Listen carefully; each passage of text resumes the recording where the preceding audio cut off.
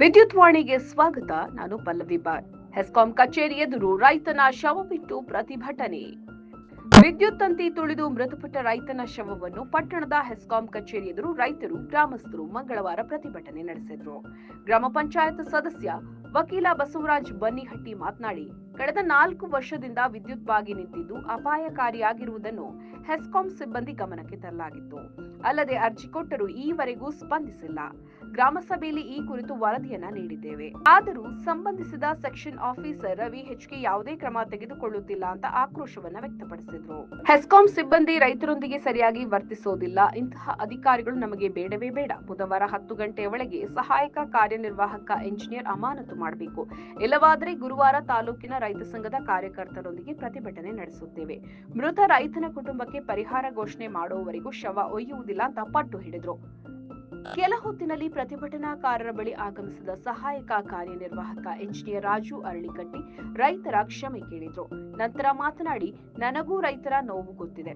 ಈ ದುಃಖದಲ್ಲಿ ನಾನು ಭಾಗಿಯಾಗುವೆ. ವಿದ್ಯುತ್ ತಂತಿ ಸಮಸ್ಯೆ ನನ್ನ ಗಮನಕ್ಕೆ ಬಂದಿಲ್ಲ.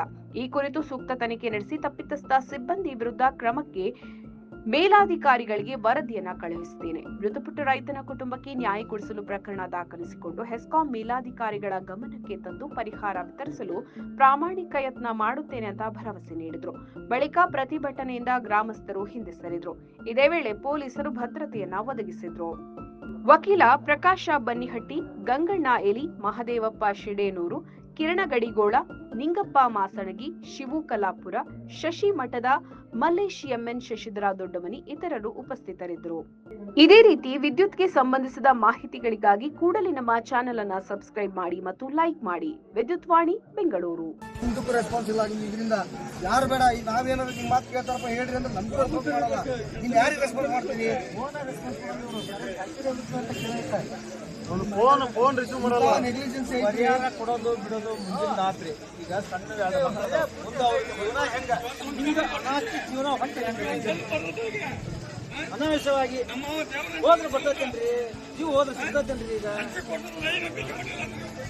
ನಮ್ಮ ಬೇಡಿಕೆಗಳ ಎಲ್ಲದನ್ನೂ ಮಾತಾಡ್ಕೊಂತ ಅಲ್ಲಿ ಕುಂತಾರ ಓಟು ಇಲ್ಲೇನು ಕನಸ್ಕೊಳ್ಳಂಗಿಲ್ಲ. ಆದ್ರೆ ನಮ್ಮ ಏನು ಸೆಕ್ಷನ್ ಆಫೀಸರ್ ಅದಲ್ಲ, ಅವ್ನಿಗೆ ಜವಾಬ್ದಾರಿ ಬೇಕು. ಅವ್ರ ಮೇಲೆ ಆಕ್ಷನ್ ತಗೋರಿ ಅಂತ ನಮ್ಮದು ಅವ್ರಿಗೆ ಒತ್ತಡ ಐತಿ. ಅವ್ರು ಅದಕ್ಕೆ ಹೇಳ್ಯಾರ. 10 ಗಂಟೆ ಒಳಗೆ ನಾಳೆ 3 ಗಂಟೆ ಬರ್ತಾನೆ. ಈಗ